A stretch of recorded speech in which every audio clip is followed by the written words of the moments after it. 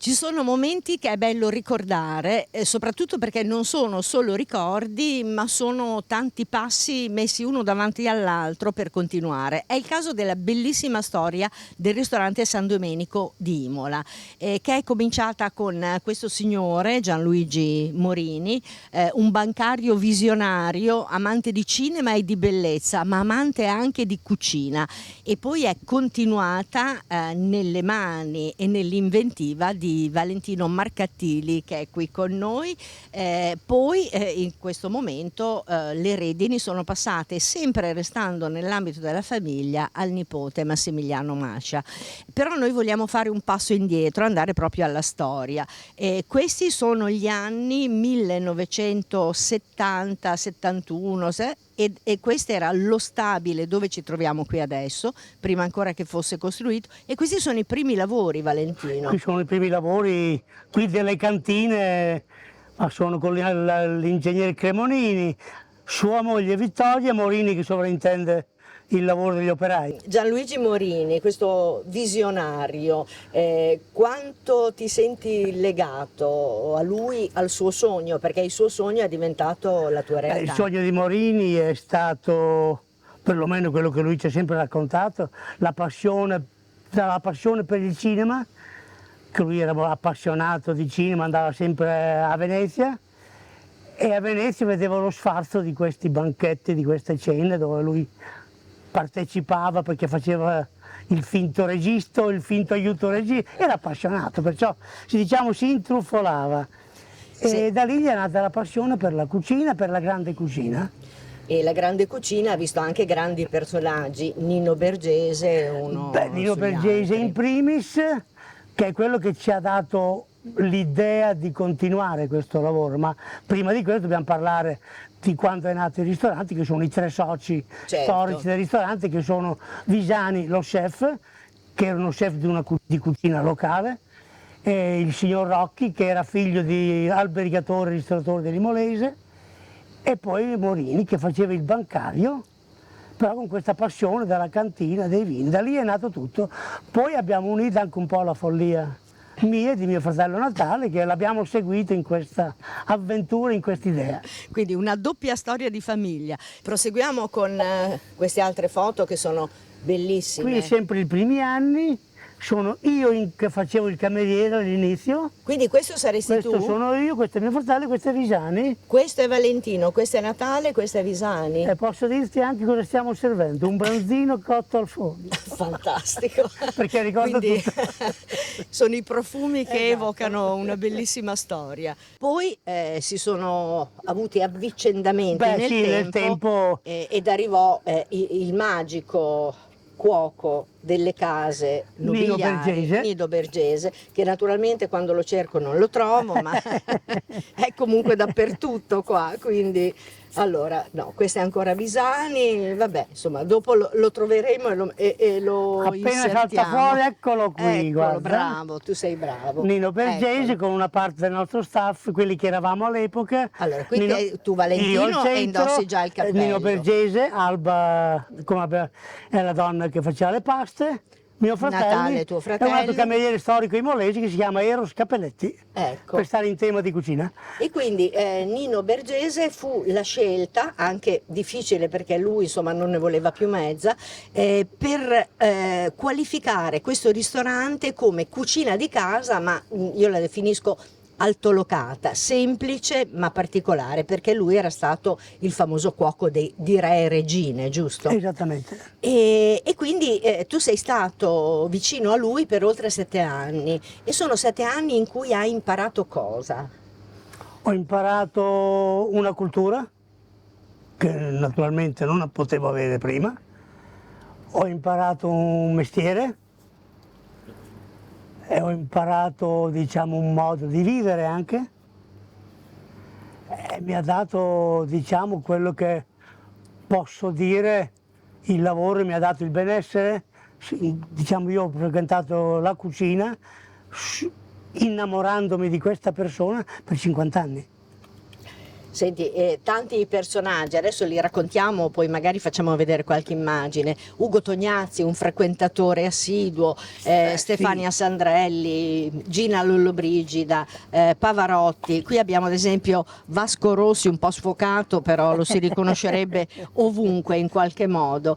E Enzo Ferrari, piccolino piccolino Sì, ma un po' grande piccola uomo. foto.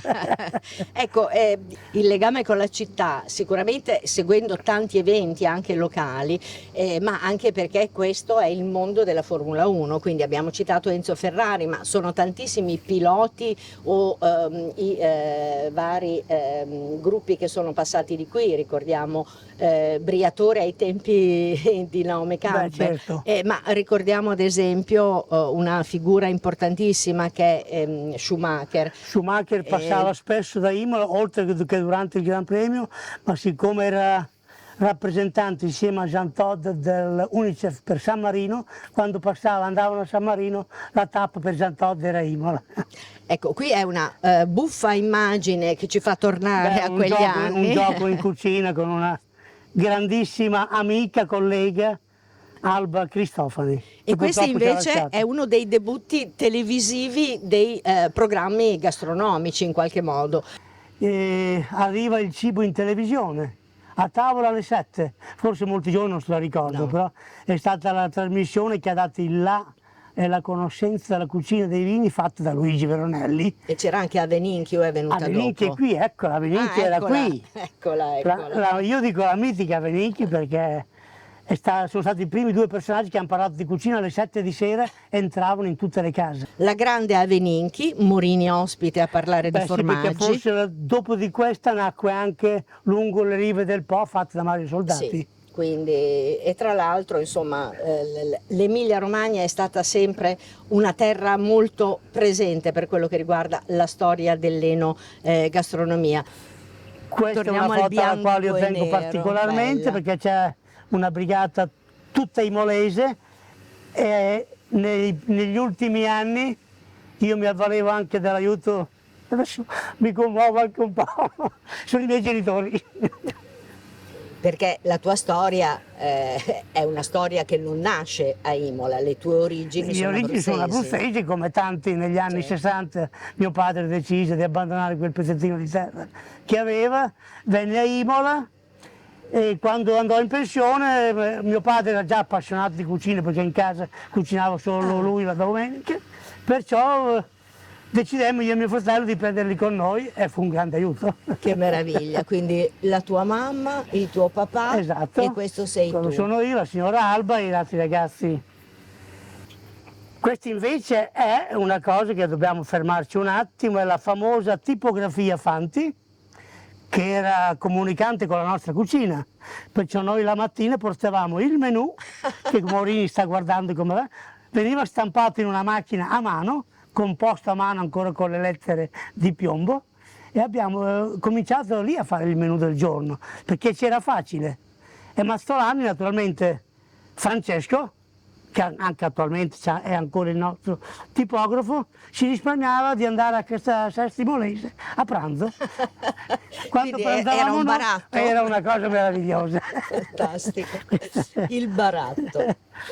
Allora, sarebbe bellissimo sfogliare veramente tutto, ma non ce la facciamo in questo momento, per cui che dire, che si è restati comunque, questa è New York. Questa è New York. La tappa di New York, anche quella, perché era il giugno del 1988, Central Park South, quindi tantissime le esperienze, tantissimi gli album. Tra l'altro ricordiamo che proprio ai 50 anni del San Domenico è stato dedicato una bellissima mostra qui nella Pinacoteca, perché le cantine del San Domenico praticamente confinavano con l'altra parte del convento che è qui davanti, frati e suore, insomma, da una parte e dall'altra. E la storia di Valentino, anche questa è una cosa carina, è cominciata 100 metri oltre, all'inizio del giardino, al bar Giardini.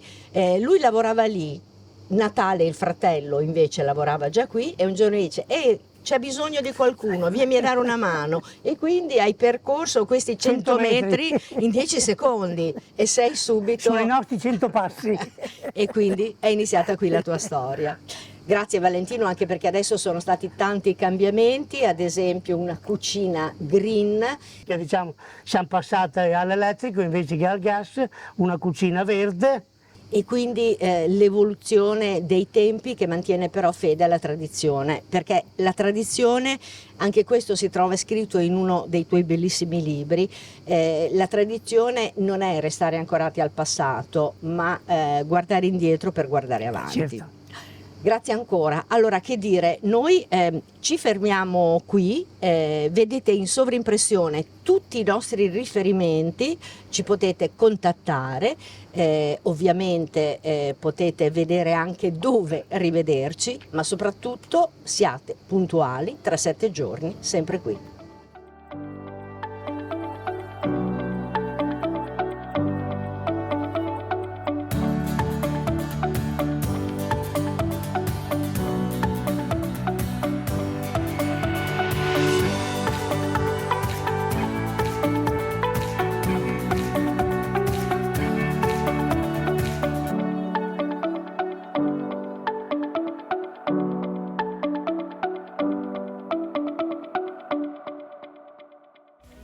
In collaborazione con